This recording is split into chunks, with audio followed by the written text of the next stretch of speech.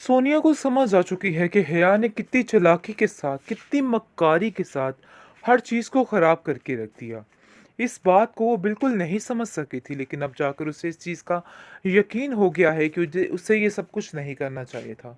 आप देखेंगे कि हया जो है अभी भी सोनिया के सामने अच्छी बनने की फुल कोशिश कर रही है और कहती है कि मैंने तुम्हारे फ़ायदे के लिए ही सब कुछ किया है और तुम्हें ऐसा क्यों लग रहा है कि मैं तुम्हारे बारे में कुछ गलत सोच सकती हूँ। रिफ़त का ये दिमाग ख़राब करके वो मज़ीद उसको ख़राब करने की कोशिश कर रही है। लेकिन एक बात की समझ नहीं आ रही कि इतनी चालाक औरत, इतनी शातिर औरत कि कोई चाल किसी को समझ नहीं आ रही और सब इस कदर बेवकूफ़ पे बेवकूफ़ बनते जा रहे हैं। उनको ऐसा लग रहा है कि हया वाक़ई में बहुत ही बेहतरीन किस्म की औरत है और इस घर को बड़े अच्छे तरीके से चला सकती है। लेकिन उम्मीद तो है कि मुबारक मस्तूर इस चीज़ को एक्सेप्ट नहीं करेगी कि ये सब कुछ हया के हाथों में होना चाहिए। रिफ़त अपने आप को इस चीज़ के लिए नाअहल करार दे रही है और समझ रही है कि वो ये सारे मामलात को नहीं सँभाल पाएगी, लेकिन ये उसकी बहुत बड़ी बेवकूफ़ी है क्योंकि उसको इसके हाथ में सारा कुछ नहीं देना चाहिए क्योंकि हया तो चाहती यही थी, हर चीज़ उसके हाथ में आ जाए, हर चीज़ ठीक हो जाए। लेकिन यही सबसे बड़ी गड़बड़ थी और किसी को इस बात की समझ नहीं आई है। बहुत ज़्यादा गुस्से में आ जाती है रिफ़त और कहती है कि मुझे तो हया इस चीज़ की समझ नहीं आ रही कि आखिर साइमा को हो क्या गया है। इतनी छोटी-सी बात का इतना बड़ा बतंगड़ बनाकर आखिर ये क्या करना चाहती है। लेकिन आप देखेंगे कि इसको उसके साथ यकीन दिलाती है और कहती है कि आप फ़िक्र मत करें, मैं साइमा भाभी से खुद बात करूँगी और मुझे यकीन है कि वो मेरी बात का मान ज़रूर रखेंगी और इस चीज़ के लिए बिल्कुल राज़ी हो जाएँगी। मुझे तो खुद कुछ समझ नहीं आती है कि आखिर ये क्या मामला है? क्योंकि जी आप देखेंगे कि बहुत ज़्यादा गुस्से में आ चुकी है हया, क्योंकि हया को समझ आ रही है कहीं न कहीं कि अब जाकर ये ना हो कि उसका सारा राज़ खुल जाए क्योंकि उसने काफ़ी चालाकी फैला दी है। आ रहा है, लेकिन जी आप देखेंगे कि वो नहीं समझ पा रही कि आखिर इन सब चीज़ों के पीछे किसकी गहरी चाल थी और किसने ये चाल चल के सारे मामलात को ख़राब कर दिया है। लेकिन आप देखेंगे कि हया जो है वो अब साइमा के पास जाएगी और कहेगी कि मुझे तो समझ नहीं आ रही है कि आखिर ये सब कुछ क्या हो रहा है। अरे भई आप लोगों को ये बात खोल के रखनी होगी ताकि सबके सामने ये बात आए और सब कुछ ख़त्म हो जाए। लेकिन खुद परेशान हो चुकी है रिफ़त और बार-बार ये बात सोचने पे मजबूर है कि आखिर उसके साथ ये सब कुछ क्या हो रहा है। कहीं ये पीछे किसी की बनी बनाई गेम तो नहीं है जिसकी वजह से ये सब कुछ हो रहा है।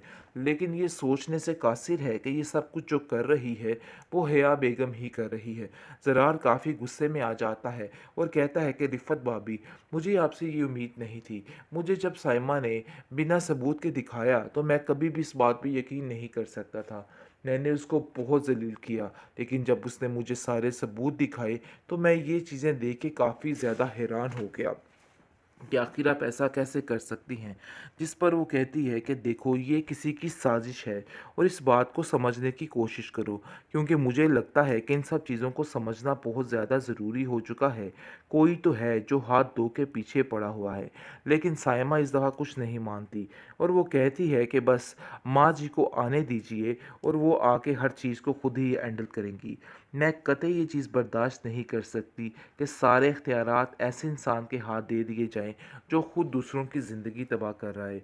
बस मैं यही चाहती हूँ कि जितनी जल्दी हो सके ये इख्तियारात आपसे छीन लिए जाएँ। लेकिन आप देखेंगे कि ज़रार उसको कहता है कि तुम ज़रा सब्र रखो, थोड़ा हौसला रखो, बहुत जल्द सब ठीक हो जाएगा। तुम्हें परेशान होने की कोई भी ज़रूरत नहीं है। मैं सब कुछ हैंडल कर लूँगा और तुम बिल्कुल फ़िक्र मत करो इन सब बातों को लेके। सोनिया समझ रही थी कि उसकी कही कोई भी बात आगे नहीं जाएगी और हया किसी को कुछ नहीं बताएगी, लेकिन हया ने बड़ी चालाकी के साथ हर चीज़ को एक दूसरे के खिलाफ करके रख दिया, यानी कि मुकम्मल तौर पर तबाही फेर दी है। जिस तरीके से वो जो कुछ करना चाह रही थी आखिर उसने वही किया है। उसने रिफ़त को हर चीज़ वो बता दी है और कह दिया है कि जो कुछ भी किया था सिर्फ़ और सिर्फ़ सोनिया ने किया था। इरम का इन सब चीज़ों में कोई भी कसूर नहीं था, लेकिन रिफ़त भी असूलों पर चलेगी और बहुत जल्द सबको सब कुछ बता देगी। क्योंकि वो जानती है कि उसने बहुत बड़ी गलती कर दी। लेकिन जी आप देखेंगे कि साइमा का दिमाग पूरे तरीके से हेया ने फेर दिया है और उसको खुद कुछ समझ नहीं आ रही वो क्या करे। घर में एक बवेला सा मच गया है।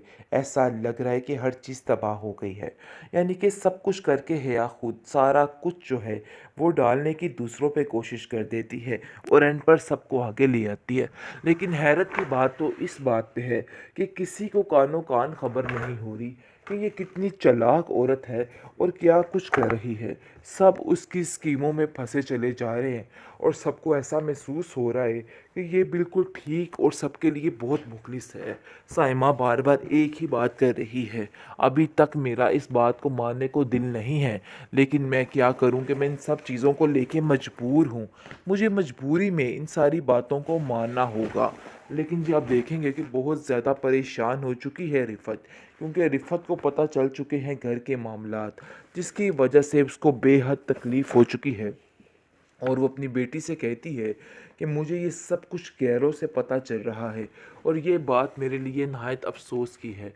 तुम क्यों ये सब कुछ कर रही हो? क्यों मेरे पीछे हाथ धो के पड़ चुकी हो? जिस पर वो कहती है कि मैंने ऐसा कुछ भी नहीं किया है। सारी बातों का इल्ज़ाम आखिर मेरे ऊपर क्यों आ रहा है? लेकिन जी आप देखेंगे कि वो नहीं समझ पा रही कि आखिर इन सब चीज़ों के पीछे किसकी गहरी चाल थी और किसने ये चाल चल के सारे मामलात को ख़राब कर दिया है। लेकिन आप देखेंगे कि हया जो है वो अब साइमा के पास जाएगी और कहेगी कि मुझे तो समझ नहीं आ रही है कि आखिर ये सब कुछ क्या हो रहा है। अरे भई आप लोगों को ये बात खोल के रखनी होगी ताकि सबके सामने ये बात आए और सब कुछ ख़त्म हो जाए।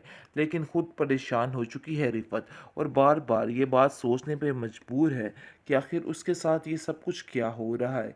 कहीं ये पीछे किसी की बनी बनाई गेम तो नहीं है जिसकी वजह से ये सब कुछ हो रहा है।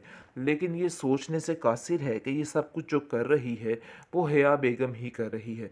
ज़रार काफ़ी गुस्से में आ जाता है और कहता है कि रिफ़त भाभी, मुझे आपसे ये उम्मीद नहीं थी। मुझे जब साइमा ने बिना सबूत के दिखाया तो मैं कभी भी इस बात पे यकीन नहीं कर सकता था। मैंने उसको बहुत ज़लील किया, लेकिन जब उसने मुझे सारे सबूत दिखाए तो मैं ये चीज़ें देख के काफ़ी ज़्यादा हैरान हो गया कि आखिर आप ऐसा कैसे कर सकती हैं। जिस पर वो कहती है कि देखो ये किसी की साजिश है और इस बात को समझने की कोशिश करो, क्योंकि मुझे लगता है कि इन सब चीज़ों को समझना बहुत ज़्यादा ज़रूरी हो चुका है। कोई तो है जो हाथ धो के पीछे पड़ा हुआ है। लेकिन सायमा इस दफ़ा कुछ नहीं मानती और वो कहती है कि बस माँ जी को आने दीजिए और वो आके हर चीज़ को खुद ही हैंडल करेंगी। मैं कतई ये चीज़ बर्दाश्त नहीं कर सकती कि सारे इख्तियारात ऐसे इंसान के हाथ दे दिए जाएँ जो खुद दूसरों की ज़िंदगी तबाह कर रहा है। बस मैं यही चाहती हूँ कि जितनी जल्दी हो सके ये इख्तियारात आपसे छीन लिए जाएँ। लेकिन आप देखेंगे कि ज़रार उसको कहता है कि तुम ज़रा सब्र रखो, थोड़ा हौसला रखो, बहुत जल्द सब ठीक हो जाएगा। तुम्हें परेशान होने की कोई भी ज़रूरत नहीं है। मैं सब कुछ हैंडल कर लूँगा और तुम बिल्कुल फ़िक्र मत करो इन सब बातों को लेके।